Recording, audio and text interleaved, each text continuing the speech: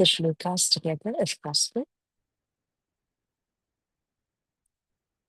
Satchidananda Rupaya Vishvodpatya Hetave Tapatraya Vinashaya Shri Krishnaya Vayam Namaha. Mukam karoti vachalam Pangum langayate girim Yatkripatamaham vande Paramanandamadhavam Paramanandamadhavam. Slowly Shri Krishna Kanhaiya Lal ki jai. Pranam to everyone. Just because for about a couple of sessions we missed our teachings on Gita, I'd just like to quickly recapitulate and then move on. Um, I would like to question maybe about 5, 7 small little questions which are obvious that you'll have understood so far. So you'll be able to give me the answer. Uh, what I want is just a yes or a no. Okay. So if you are saying yes, you have to raise your right hand. Okay. And if you're saying no to that answer, you just have to simply raise your left hand. Is that clear with everyone? So, um, okay, I start with the first question. Now, this is a trial, okay? If at all we have anything to understand. The body is made up of 5 perishable elements. Yes or no?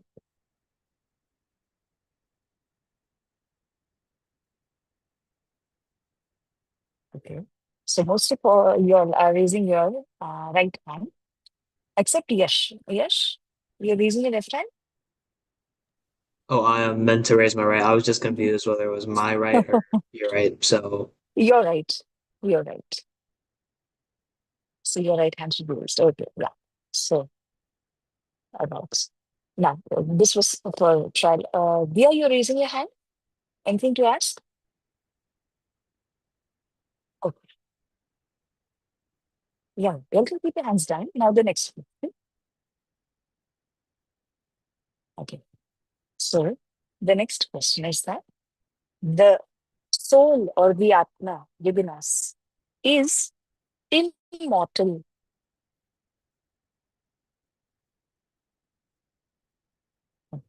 Okay. So yes. All good.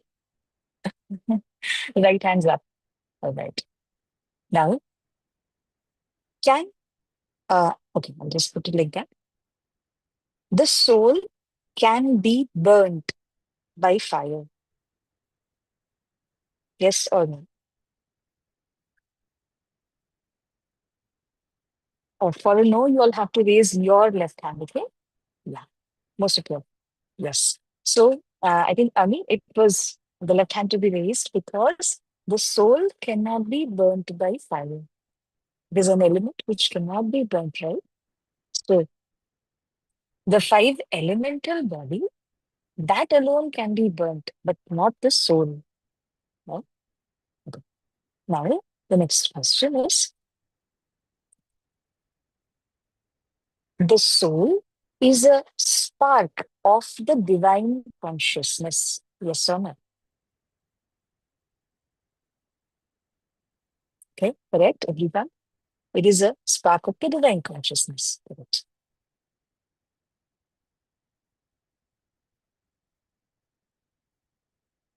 Whatever disease, etc., are caused, they are caused to the soul, right or wrong?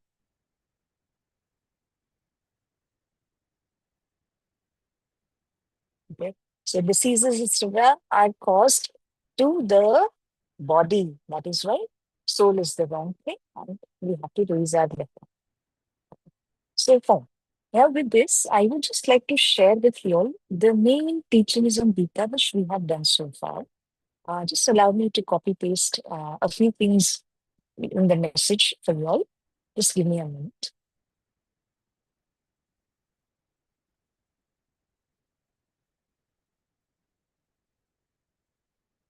I'm just going to give you a small synopsis of the second chapter that we have done so far.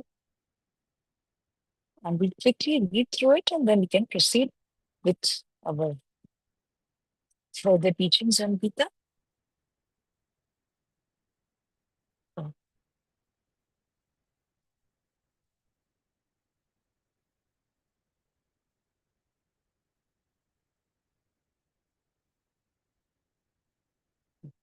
now, you always see this. I would like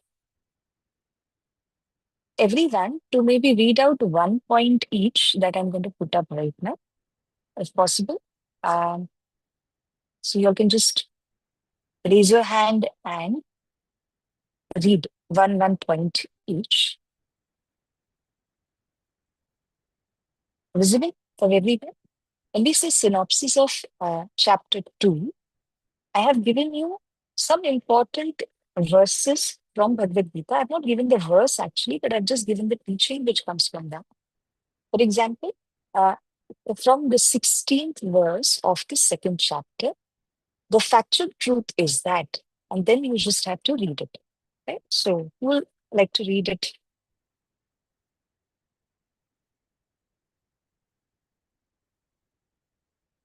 Yeah, Sandra, can Right. we The hear from you? factual truth is that there is no endurance of the transient and there's no cessation of the eternal. That's all right. Now, is this understood to everyone? Because we here the teaching of the Gita comes in and says that whatever is transient, whatever is perishable, all that will vanish at a particular point of time because it is time bound. However, whatever like Paramdham or whatever is like the soul or the Paramatma, that Paramatma will never cease because Paramatma is eternal. So it is giving us the teaching that there is no endurance of the transient and there is no cessation of the eternal. Okay. Any doubts regarding this? Please, anyone would like to ask, raise your hand and you can ask me. Okay. And if not, then we can proceed to the next one. Who would like to read that? Yes, yes. No one can cause the destruction of the imperishable soul. Yes. So the soul being imperishable, who can cause the destruction of the soul? Krishna is telling Arjun that, oh Arjun, you are just looking at the body, that I am going to kill somebody, I am going to destroy somebody. But you have to look at the soul. Nobody is destroying the soul because it cannot be disrupted at all. This was the teaching in the 17th verse of the second chapter. Now, the teaching of the 18th verse. Who would like to read it?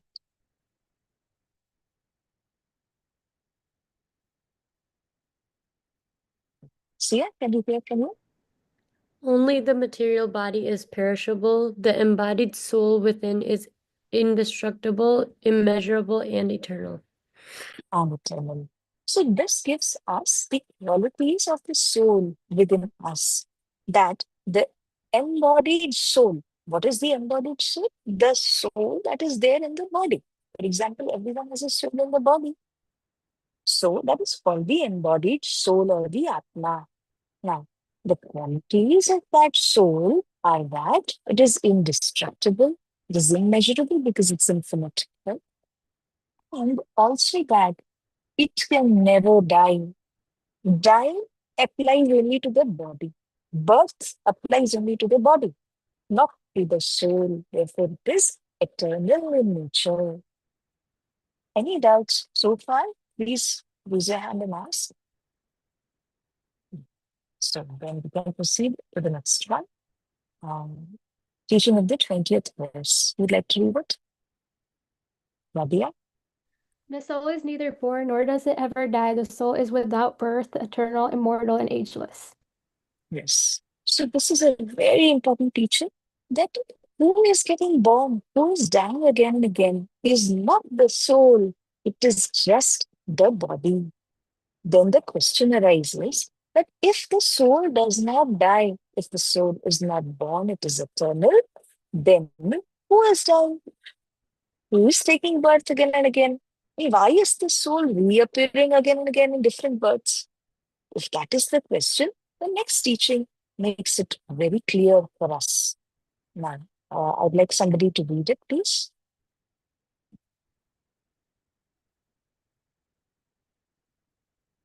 Teaching of the 22nd verse.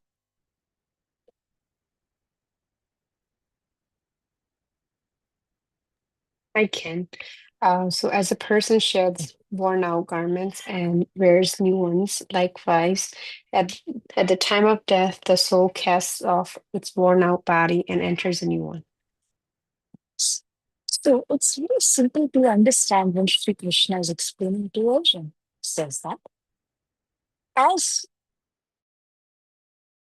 he gets older, or the body is getting a lot of diseases, and the time has come to change the body. The Atma will pass from one body to another. That is how the rebirth takes place. And in a very simple way, using a very simple example, Shri Krishna says that just as we human beings will change our clothes on a daily basis. Just as you go out to play and your clothes have become dirty and muddy, you'll immediately come. You'll, freshen up yourself as well as change your clothes.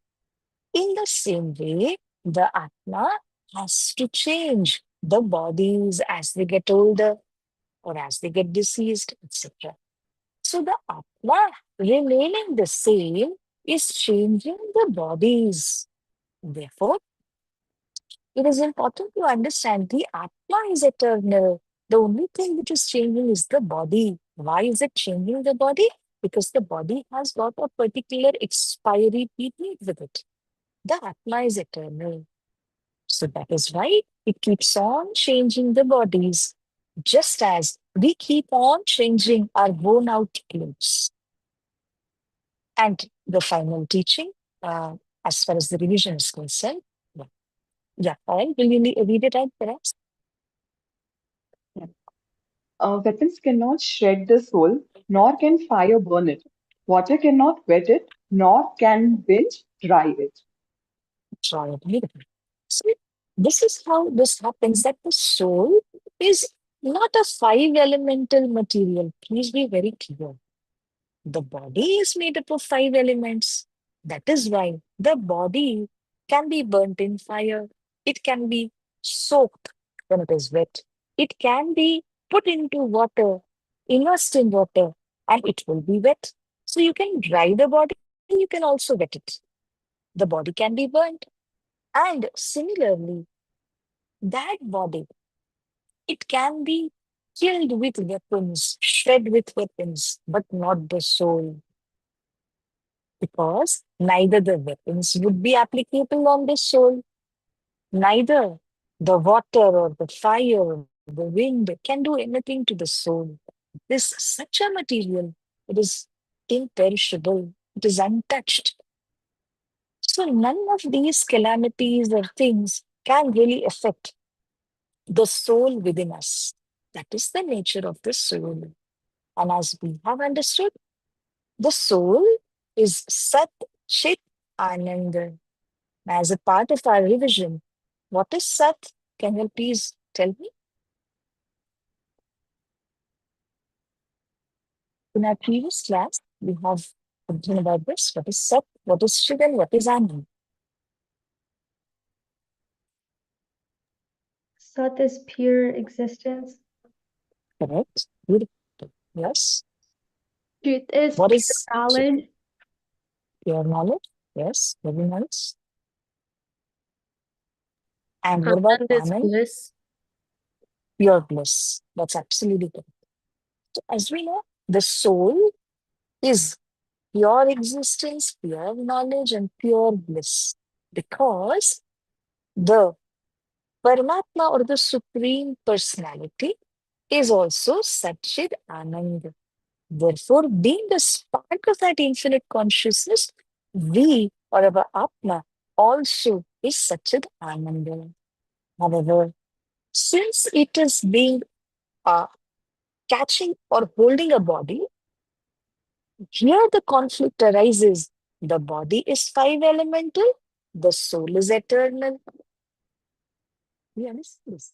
So the body being five elemental, whatever flaws or limitations are there in the body, that really starts affecting or hitting the soul because it is trapped inside the body. It's caught inside the body. Now, let us understand further the teachings of Bhagavad Gita. I would just like to share one thing with you all. But if you look at the entire Bhagavad Gita, which is having 700 verses, 10% of the verses are from the second chapter, which is why we have to take a few more sessions to cover up this session or this chapter, I'm sorry, because otherwise the teachings inside that would never really come to you. So I am continuing with the second chapter teachings because it is a very long chapter, and we will try and cover up all the teachings which are there in the second chapter. That is why it is taking a while to complete this. So please do not mind. But as we proceed to the ensuing chapters, which will have less number of shlokas or verses, we will be taking a little less time over there. So we'll be able to kind of cover up everything. So, okay, allow me a minute. I will also copy paste a few more teachings which will help us in our journey. So, just give me a minute.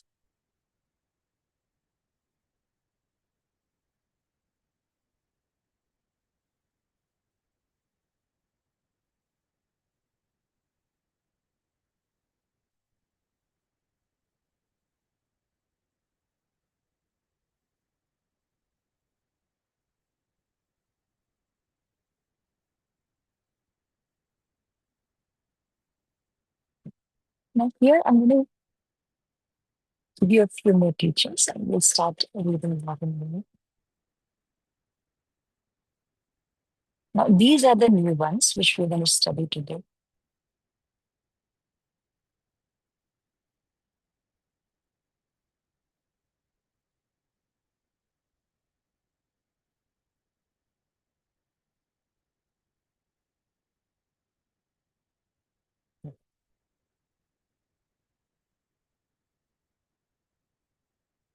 So, this teaching comes from verse 38. Perform your action, that is, to fight. Now, Krishna is telling Arjuna, after giving the above teachings to Arjuna, now Shri Krishna says that, oh Arjun, you just perform your own action. You are a warrior, right? And you do not have to think that I am going to kill my uncle, my brothers, and my relatives and my friends. What is part of your duty? Being a warrior, whoever is doing an unrighteous behavior, you have to slay them, you have to kill them because they are on a wrong path. Until and unless you kill them, you are not performing your duty. Therefore, you, as a part of your action, have to perform your duty with clarity. So Shri Krishna says, just stick to your duty without thinking of any other thing. And further, he says, treating alike happiness and distress, loss and gain, victory and defeat. Fulfill your responsibility in this way. You will never incur sin. Now, dear friends, we have to understand this fact. Whenever you are performing any duty, you do not think of whether you are going to be victorious or not, whether that will bring you name and fame or not. It is part of your duty and you have to do it. Therefore, Bhagavad Gita gives specific importance to performing your own duty. And why is it so? If the question is asked, when you perform your own duty, you discharge your duty towards your parents, your loved ones, yourself, or to the society in general. By doing that, you will never incur a sin. Whereas, if you become selfish, if you start thinking of your own self or only about your own family, and you perform your duties which are not up to the mark, then there is a chance that you incur a sin. And that sin brings about a burden upon your soul. So Shri Krishna says that, O Arjun, please perform your duties to your best. That is the mantra, or that is the hidden message in Gita. Perform your duties to the very best. Now, I give you the liberty. Please raise your hand and ask any questions. Whenever you have any questions in between, welcome. Please raise your hand and ask the question. Now, I just proceed to the next one. This is a very important one because we have understood the soul and the body are two different things. Now, let us understand what all things are there in the body. We've understood there is a mind, there is an intellect, and how do we function within this? Now, this verse, the 45th one, says that the body made from material nature has got three modes. The body has got three modes. What are they? Mode of goodness, that's called Satgun. Then comes mode of passion, it's called Vajragun. And the third one, mode of ignorance, it's called Tamogun. Uh, there's a small little spelling mistake, Tamoguni. Just please write it as Tamogun, Guna.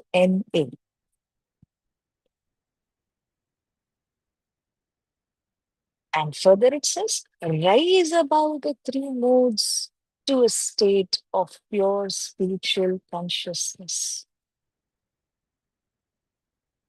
My dear friends, please understand this very carefully. I'll just wait for half a minute because you're writing this. So just as when I'm done, I will start the explanation.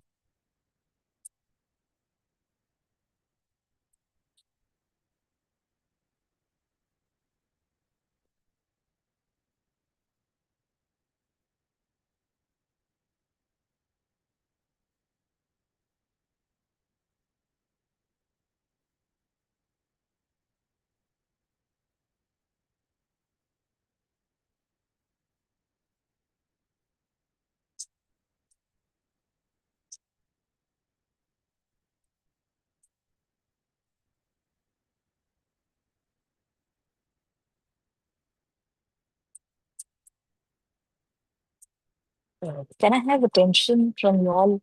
I want 100% attention so that you'll be able to understand this better.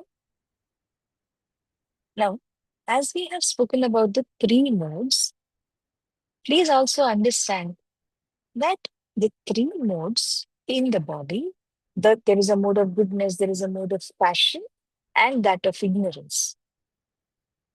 Let me ask you one question. What is the mode of your body? Do you think it is Satagun? Do you think it is Rajagun? Or it is Tamagun? Okay, fine. I'll just ask in this way. Those who think that the mode of my body is that of passion, please raise your hand. Okay. One, two, let's see, two raised hands. All right. Then I proceed to the next question. Those of you all who think that I am in the mode of ignorance,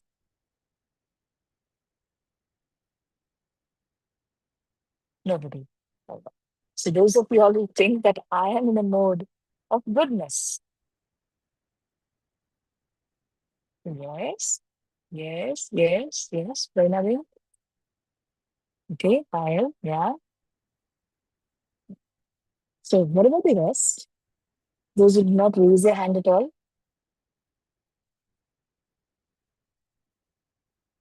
I would like to give you clarity on this, that none of us are in a single mode. Every one of us has all the three modes. So even when we did not raise our hands to say that, I'm up for the mode of ignorance, yet that prevails in us. It is there every time. Dear friends, we have to understand that it is like a whirlpool. We have seen a whirlpool, it just goes round and round and round. In the same manner, the three modes of the body keep going round and round throughout the day. At a certain point of time, we are coming in the mode of goodness. At a certain point of time, we only are there in the mode of passion. And at a certain point of time, we are there in a mode of ignorance. How do we understand that? A simple example can be given that whenever I am in a mode of passion, I feel the greed for name, fame, money, etc. When I am in the mode of ignorance, I feel very lethargic. I feel like sleeping. I feel like doing nothing. When I am in a mode of goodness, I am with you. When I'm trying to talk on Bhagavad Gita, in the mode of goodness. So every person has got all the three modes. Nobody is an exception. Yes, the proportions will be different for each one of us. Someone may have 70% goodness mode, 10% mode of passion, and let us say 20% of the mode of ignorance. Someone may be having more of ignorance and less of goodness and little of passion. So depends from person to person. Now that we have understood this much, please also understand that the modes can be changed in terms of proportion by us. If willingly I want to be in the mode of goodness, I can do that. If willingly I do not want to come out of the mode of ignorance, I can also do that. If I want to remain in the mode of passion most of the times, I'm not saying all the time, but most of the times, I can do that. Therefore, it depends upon me and my nature that in which mode should I be predominantly. So every person can be predominantly a Rajaguna person, that is a mode of passion, or the person decides to be the Sataguna person. For example, I'll give you a very clear example. You may have seen Guruji and saints who come to your place for giving you darshan, or you may visit the temple for having their darshan. Why do we have their darshan? Because in them the Satgun is predominant, the mode of goodness is predominant, and when you have their darshan, when you get the blessings from them, what will happen? That Sadgun also comes in you and you benefit from it. Because when you are in the mode of goodness, definitely you're going to benefit from it.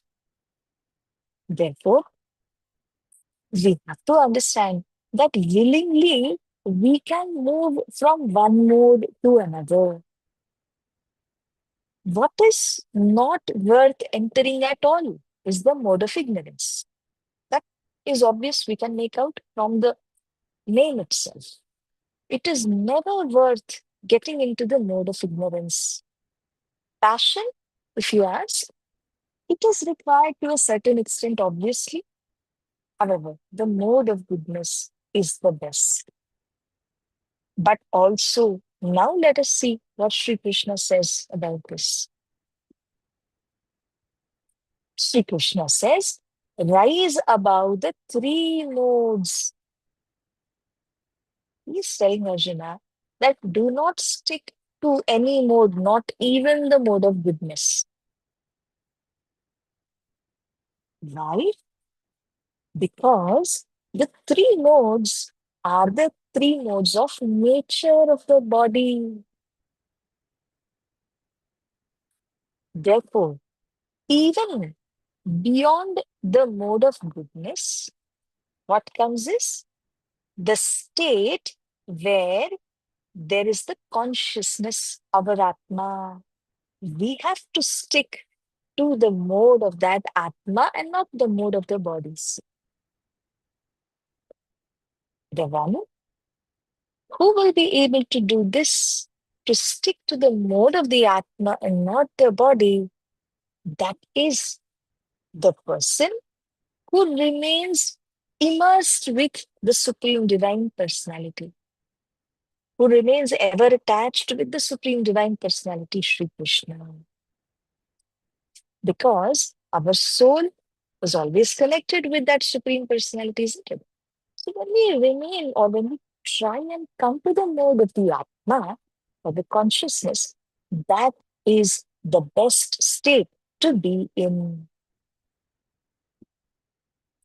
Therefore, please understand this fact that we have to rise above the three modes to a state of pure spiritual consciousness. Is it clear? Any doubts, any questions? I know this is very new for everyone of you. But is it clear, first of all? Okay.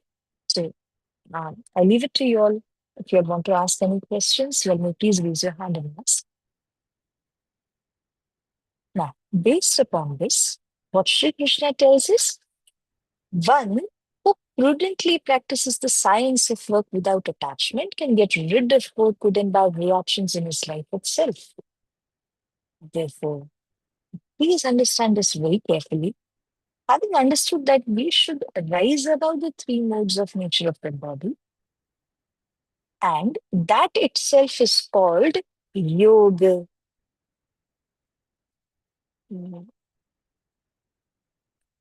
Sia, do you want to ask any? There's some message on the topic.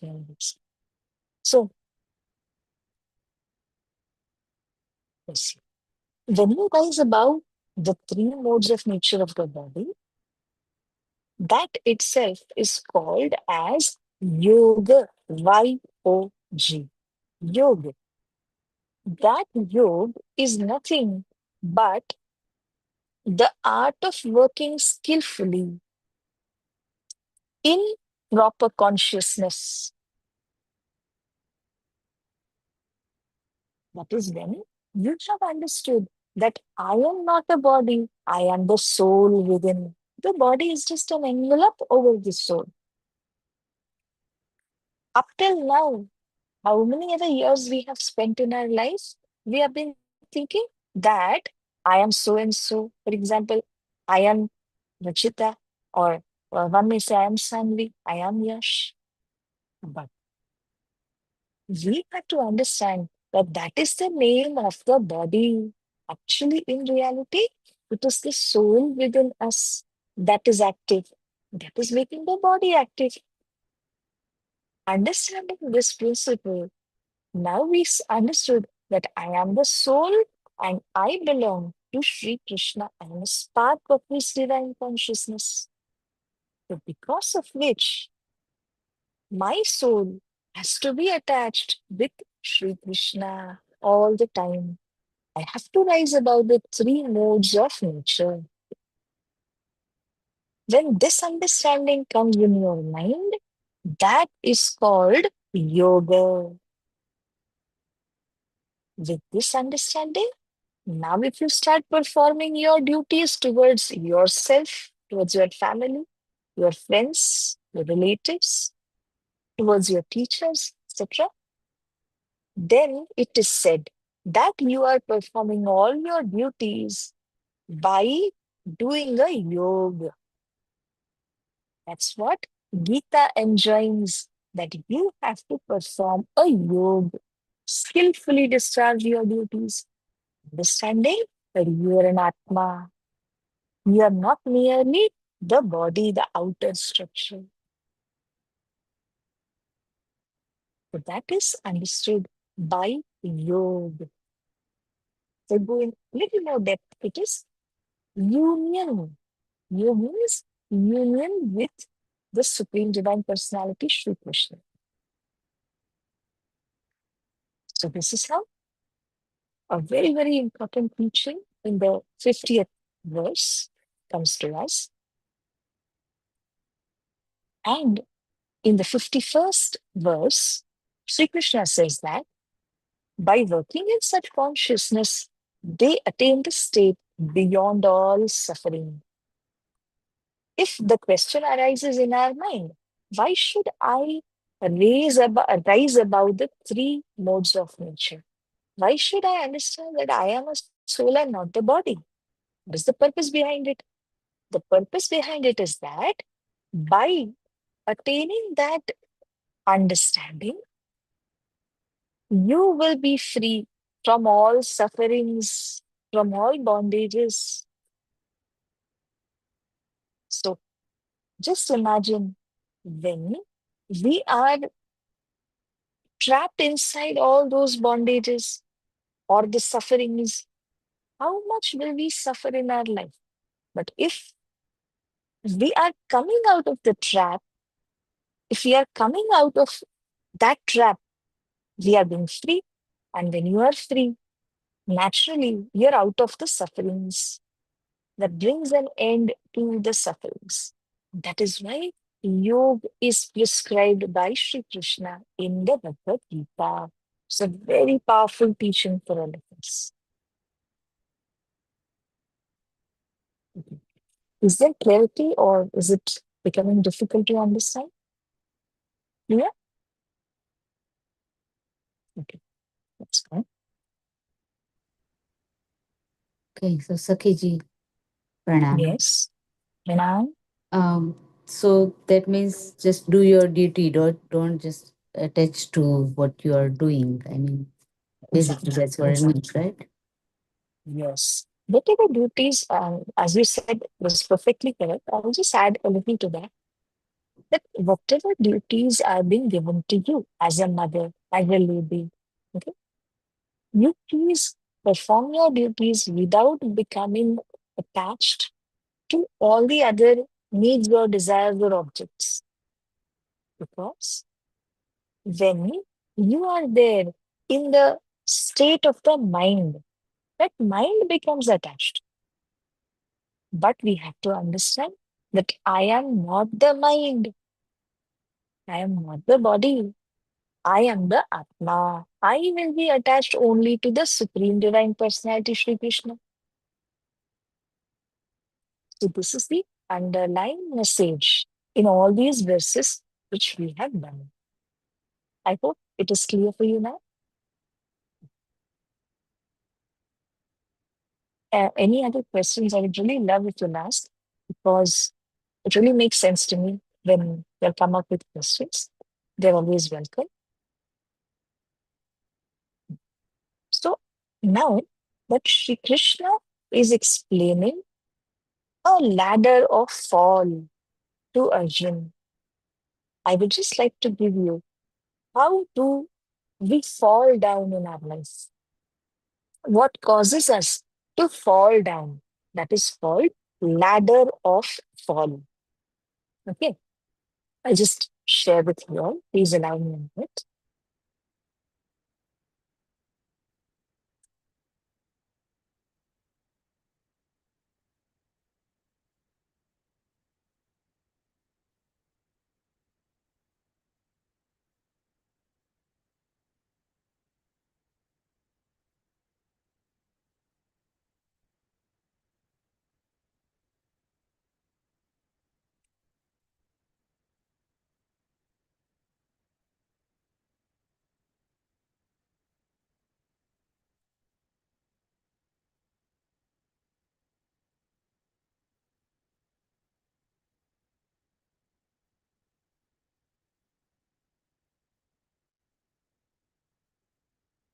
Okay. Now, when Sri Krishna, is giving some beautiful messages to Arjuna. He says that Arjun, now that you have understood the body, the mind, and the soul, please understand that the mind controls all the senses. We have understood in our previous class also, we took the chariot example. The horses of the chariot are the senses. And who is controlling them? It is the mind, the wheels of the horse. Now, based on that, Sri Krishna is talking here. He says in the 60th verse, the senses are so strong and turbulent that they can forcibly carry away the mind even of a person endowed with discrimination and who practices self-control. Who is that person? That person is a wise person, a knowledgeable person. And that person knows what is good and bad. When we say discrimination, the understanding of good and bad is discrimination. Correct? So, for a person who knows what is good for him, what is bad for him, he also practices self control. Despite of that, the senses are so powerful and so turbulent that they will forcibly carry away him to the wrong path. So, Sri Krishna explains the ladder of fall based on this verse. Now, in the 62nd verse, Sri Krishna is talking about how does a desire, just one desire for that matter, how does one desire make you fall down in the ladder? Therefore, he says, when you start contemplating upon different objects, for example, if one contemplates, I want to purchase a beautiful house, that is an object. If someone contemplates that I want to purchase a new car, that's another object. So the list of objects in our life is endless. You buy one, and the desire for hundred of more objects will arise. So it is endless. It's never ending, the list of objects. But when the senses in us start thinking or contemplating, I want to purchase a luxurious car, a luxurious home, etc. Because of that, attachment to that object arises in me. Correct? Now, when I'm being attached to house, every time that I'm doing whatever activities, I want to purchase a house, I want to purchase a car. That same thing is hammering in my mind all the time. Now, when there is an attachment and that desire in me for the house brings anger in my mind when I'm not able to get that object. For example, that I am looking to purchase a house, and before I'm actually able to purchase the house, let's say somebody else purchases the same house. It's gone. I'm not able to purchase it. What happens in me? It causes anger. We become angry. You know, many a times this happens to us, even when we liked a particular dress for ourselves and we may not be able to purchase it somehow, we feel angry. A boy may like a girl, and if he's unable to marry her or unable to propose her, he will become angry within himself. Same applies to a girl also. So this is how it happens. You contemplate on a certain object. If you are not able to get it, you will definitely become angry. Now, when there is anger, what is the result of that anger? Your judgment to do what is correct and what is wrong. That will fail. There's a clouding of that judgment. In anger, We do not understand what is good and what is bad for us. Whatever comes to your mind, you say it. So that is how anger causes clouding of our judgment regarding what is good and what is bad. Now, when the clouding of the judgment takes place, the bewilderment of the memory takes place. We forget to whom we are talking. For example, when you are in an anger state, you say whatever comes to your mind. It may be your spouse, it may be your parents, it may be your close friends. And out of anger, you just burst out with that anger. And your memory fails. Who am I talking to? They are my elderly people. They are my loved ones. So you forget everything. That is bewilderment of the memory. And when the bewilderment of the memory takes place, the intellect in you gets the intellect, which means the intelligence, right? That gets destroyed. And when there is no intelligence, we automatically get ruined. So that is how Sri Krishna explains one desire in you for a particular object will take you through so much of a cycle, destroy your intelligence, and once the intelligence is destroyed, you just simply fall down in the ladder, just come down to zero. A very small example to explain the ladder of fall. A child is playing with a ball, he's tapping the ball. And every time that he taps the ball, he is climbing the stairs, tapping the ball, and climbing the stairs. He reaches around, let us say, the third floor by tapping the ball. And suddenly, one time he misses to tap the ball correctly. The ball slips away. When it slips away, it just goes down, down, down, down, and the boy is never able to tap it again. That ball simply comes down and falls on the ground floor. In the same way, one miss in our life and one severe attachment that causes us to fall down in the ladder.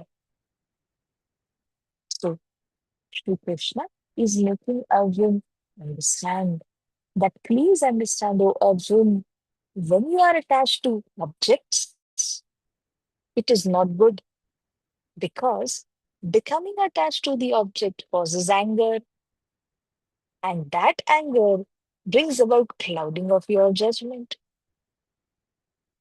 That also results into the bewilderment of the memory. You do not understand what to say. You say something wrong to some good people in your life. And because of which the intellect gets destroyed and the person is ruined. So it's very important. Everything starts from a desire. The moment you get attached, become conscious of this. I do not have to be attached to a particular object. The moment I become attached, all these things are going to follow me, whether I like it or not. So, very, very important teaching of Bhagavad Gita is that now I just go on to the 61st verse. It says, they are established in perfect knowledge who subdue their senses and keep their minds ever absorbed in me. Now, if you'll ask me that if there is a ladder of fall, if we need not be attached to objects, how should we live? So Shri Krishna answers the same question to Arjun and he says, your mind should be absorbed in me all the time. If you live a life like that, although you will have a desire to buy a house, you will have a desire to purchase a car for yourself. Despite of that, the mind will not be disturbed if you are unable to get the house, if you are unable to purchase the car. The ladder of fall will be taken care of. If your mind is absorbed in me, Makes sense?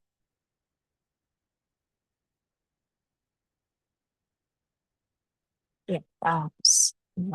Stanley, does it make sense for you? Yes. Okay.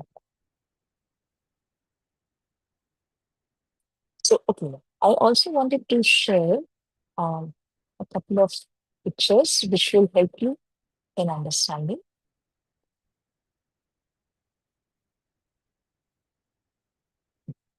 Can you see this picture? It says the first thing is the object. It leads to attachment. And because of that attachment, there is a craving in your mind to get that object. When you cannot get that object, it gives rise to anger. This is what happens. And then the next, when there is anger, there is lack of judgment that leads to bewilderment of memory. And finally, there is loss of intelligence. So, have you all seen this? Is it okay if I remove this from the screen? I don't think we can see it. You can't see it? Oh, oh. Mhm. Now Now we can you see can it. see, right? Yeah. So these are the two pictures.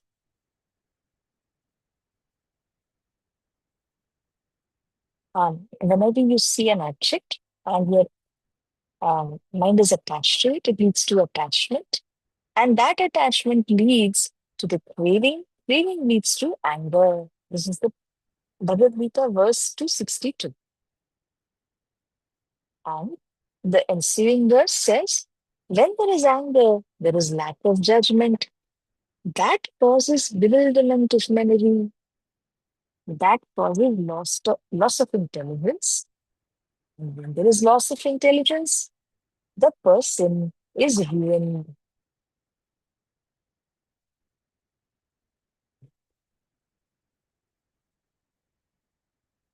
Is it clear for everyone? Should I remove the pictures?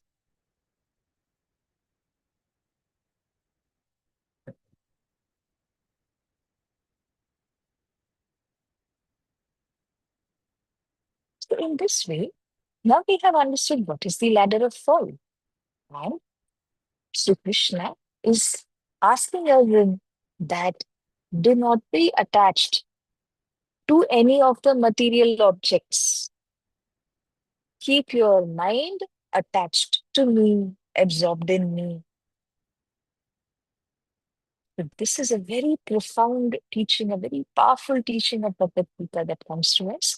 That ever in your life, do not be attached to material things. That will cause you to fall down in the ladder.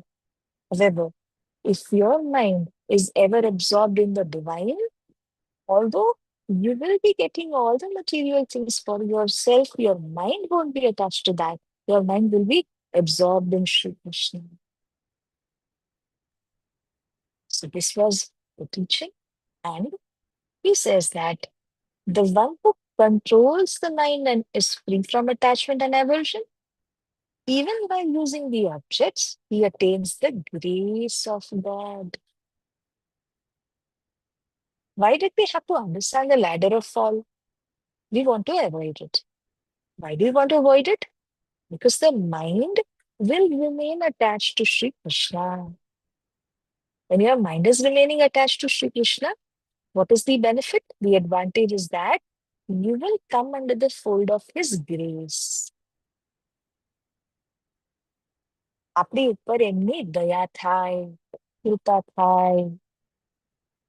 And when you come under the fold of His grace, His meher, His kripa, that grace, you can see in the 65th verse that I've put up, that grace gives you peace. And when there is peace, sorrow ends. That is why it is important to come under the fold of His grace. Where there is grace, then automatically we feel peaceful. When there is peace in our mind, that brings everything to us because the sorrows will end completely. And finally, it is also said the mind of that individual who is experiencing grace is tranquil. You can search in Google what is the meaning of tranquil. I'll tell you in short. That mind is a balanced mind. It is peaceful. There is no sense of greed. There is no sense of running for the objects. He understands with time the object will come to me.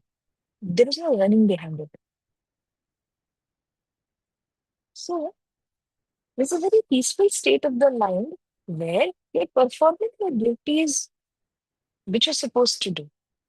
You're working day after day, month after month. You know, I'm going to accumulate so and so salary, out of which, as in this date, I will be able to purchase so and so thing. You're waiting for that time to come and you're able to purchase it. You're not running after it blindly. This shows that the mind of the person has become very balanced.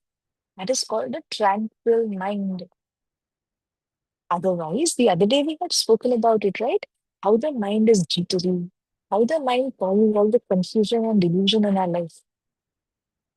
You come out of that aspect of the mind, and the mind is more peaceful and it completely soaked in that divine energy all the time.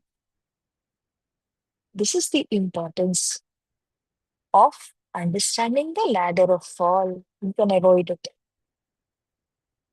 When you avoid it, you experience grace that brings peacefulness.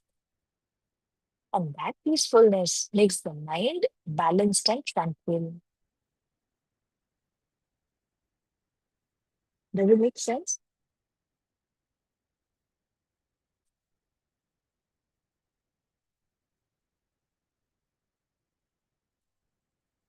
Any questions regarding whatever we have done today?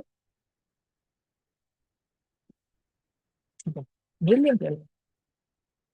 Because honestly, if I would have been given all these new ideas for the first day, I would have been shocked like this.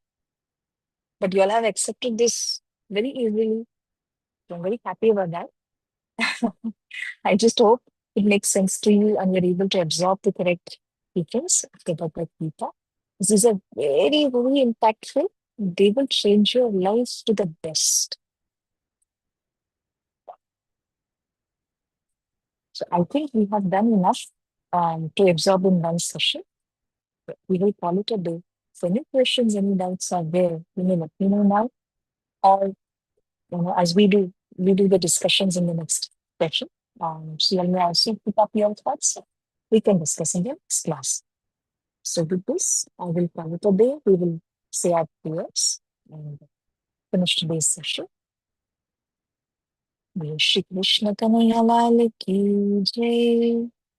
Shri Krishna Sachidananda Par Brahma Purna Paramatma Shri Krishna Sachidananda Par Brahma Purna Paramatma Shri Krishna Sachidananda Par Brahma Purna Paramatma Shri Krishna Sachidananda Par Brahma Purna Paramatma Shri Krishna Sachidananda Par Brahma Purna Paramatma.